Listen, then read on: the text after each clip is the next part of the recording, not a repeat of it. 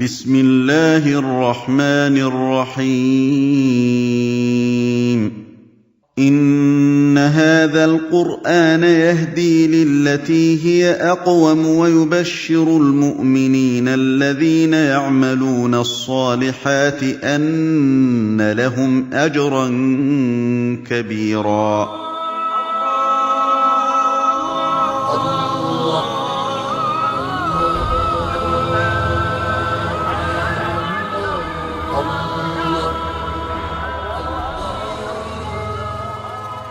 يقرأ المسلمون في كل بقاع الأرض آناء الليل وأطراف النهار هذه المصاحف المطبوعة ذات الأغلفة الفاخرة بمختلف أحجامها، وتمتلئ بها مساجدهم وبيوتهم. كيف وصلت إلينا؟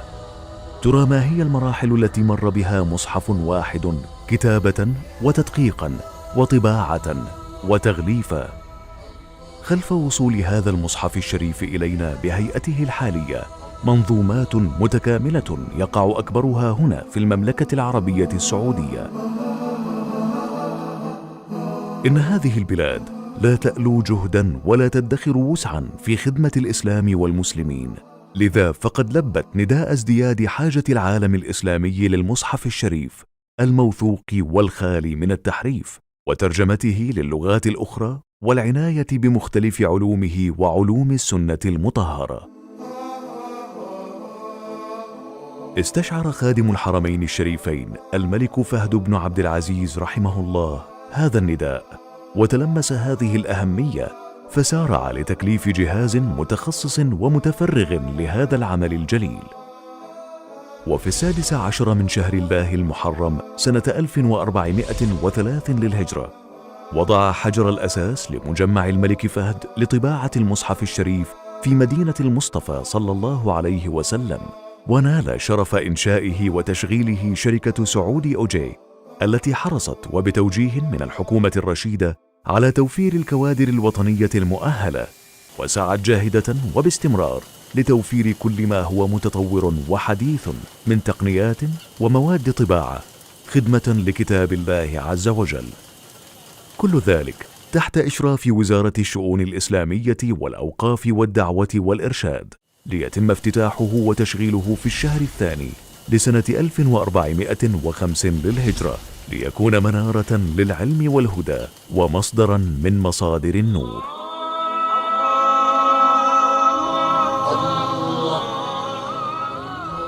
أبو مروان عثمان طه هو المحطة الأولى.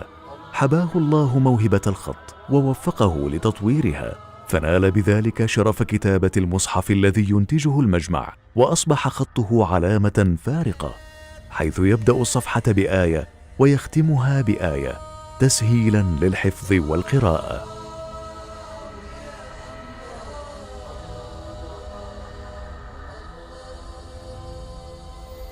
كتب أنواع من المصاحف، أنواع من حيث الترتيب، أنواع من حيث القراءات. فهناك المصحف المشهور في الشرق الأوسط ومصحف برواية حفص، وفي المغرب برواية ورش، وأفريقيا برواية الدوري. كتبت هذه المصاحف كلها بخط اليد، وطبعت أغلبها في مجمع الملك فهد لطباعة المصحف الشريف في المدينة المنورة. وكما أبدعت ريشة أبي مروان في رسم وتوثيق آيات القرآن الكريم، تفننت ريشة السيد عبد الله حنيف، والذي يعتبر أحد أهم فناني الزخرفة الإسلامية في العالم، في رسم وتصميم زخارف مصحف المدينة المنورة، والتي تمهر بالذهب على أغلفة النسخ العادية بتقنية التذهيب الحار، وعلى مصاحف النسخ الخاصة بتقنية التذهيب البارد. ويساند الشيخ عبد الله حنيف في عمله هذا فريق متكامل من فنيي الزخرفة، الذين تم انتقاؤهم بعناية ممن يدينون بالإسلام حرصا على قدسية كتاب الله عز وجل. ثم تخرج المخطوطة المزخرفة للمراجعة والتدقيق من قبل اللجنة العلمية، ومن ثم يتم اعتمادها مبدئيا لتوضع بعد ذلك على صفائح من الألومنيوم يتم تركيبها على أجهزة الطباعة.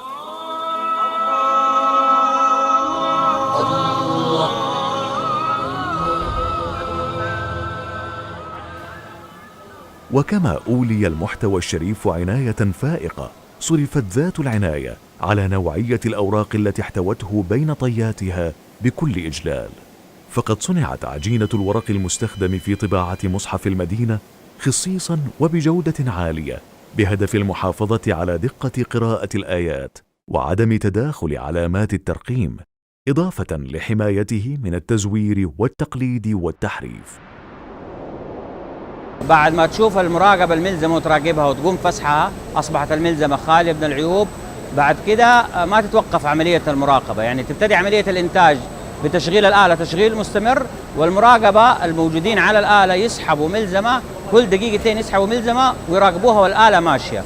بالإضافة لأنه كل ربع ساعة في غرفة أخرى للمراقبة النوعية، كل ربع ساعة يسحبوا ملزمة ويراقبوها. في حال اكتشفوا أي خطأ جديد طرأ على الملزمة بيسووا أمر إيقاف لآلة الطباعة عشان توقف عن الإنتاج ويتصحح الخطأ اللي اكتشفوه.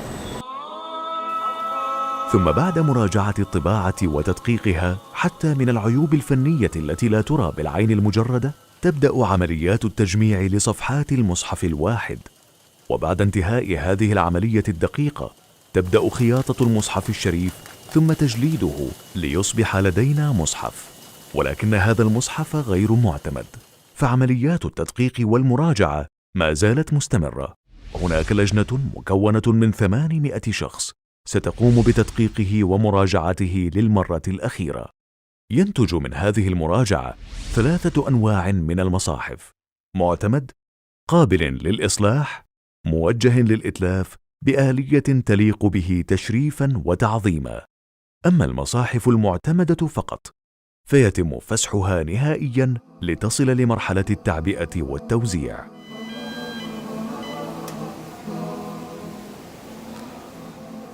اليوم وبعد 30 عاما وبميزانية سنوية تتجاوز 300 مليون ريال، تصل الطاقة الإنتاجية للمجمع إلى ما يربو على 10 ملايين نسخة سنويا توزعت على عدد من الإصدارات المختلفة. وعلى امتداد 30 عاما واصل المجمع تقديم نسخ من إصدارات مصحف المدينة المنورة لضيوف الرحمن من حجاج بيت الله الحرام، حيث توزع هدية خادم الحرمين الشريفين على كل حاج عند مغادرته منافذ المملكة الحدودية. ولأن كتاب الله يقرأ في كل بقاع المعمورة بكل اللغات المحكية، فقد تم ترجمة آياته في المجمع إلى 60 لغة تنوعت بين آسيوية وأوروبية وإفريقية. لم تغفل إدارة المجمع ولا الشركة المشغلة عن حق من حرموا نعمة البصر في قراءة وتدبر كتاب الله عز وجل. لذا فقد تم إنتاج عدد من الإصدارات بلغة بريل يقوم على مراجعتها وتدقيقها فريق مختص هو الوحيد المعتمد في العالم لمراجعة المصحف الشريف، والذي يعمل حصريا لمجمع الملك فهد لطباعة المصحف الشريف.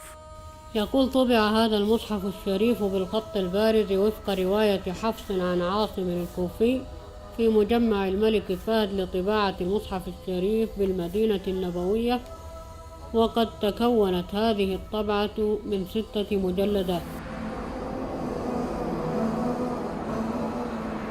تماشيا مع ما يشهده العلم من نقلة تقنية تعتمد اعتمادا كبيرا على مصادر إلكترونية موثقة، أصبح موقع المجمع على الإنترنت موسوعة قرآنية شاملة متجددة تحوي الكثير من المعلومات التي يحتاجها المسلمون جميعا، وطلاب علوم القرآن والمهتمون والمتخصصون على حد سواء.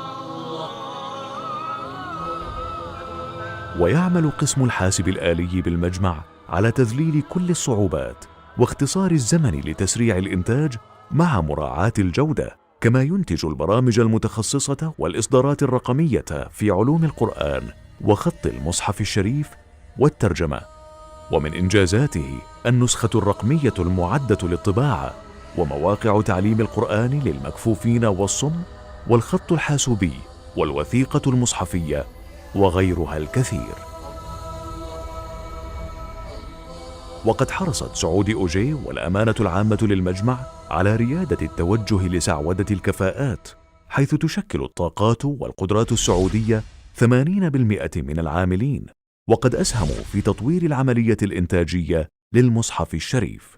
نحن في دائرة الموارد البشرية نحرص على جذب واستقطاب الموظفين المناسبين من كافة المستويات الهندسية والفنية والإدارية، حيث بلغ عدد منسوبي المجمع ما يقارب 1460 موظف. نسبة السعوديين 82%.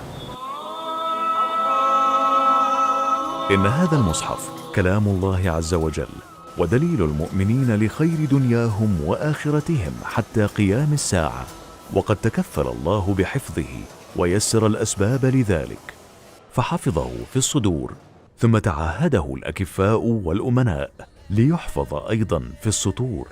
ولعل الأسلوب الرقابي المتميز الذي ينتهجه المجمع في إصداراته يمنح راحة النفس لكل مسلم يقرأ القرآن، فمن رقابة نص إلى رقابة نوعية إلى رقابة شاملة بمعايير صارمة، لئلا يأتيه الباطل من بين يديه ولا من خلفه.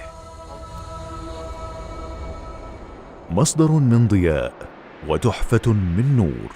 مجمع الملك فهد لطباعة المصحف الشريف معلم إسلامي مشرق تقدمه بلاد مشرقة بأصالتها، ومشرقة بعقيدتها، ومشرقة بالتزامها تعاليم دينها، ومشرقة بحاضرها، ومشرقة بمستقبلها إن شاء الله. اللهم لك الحمد كله ولك الشكر كله وإليك يرجع الأمر كله.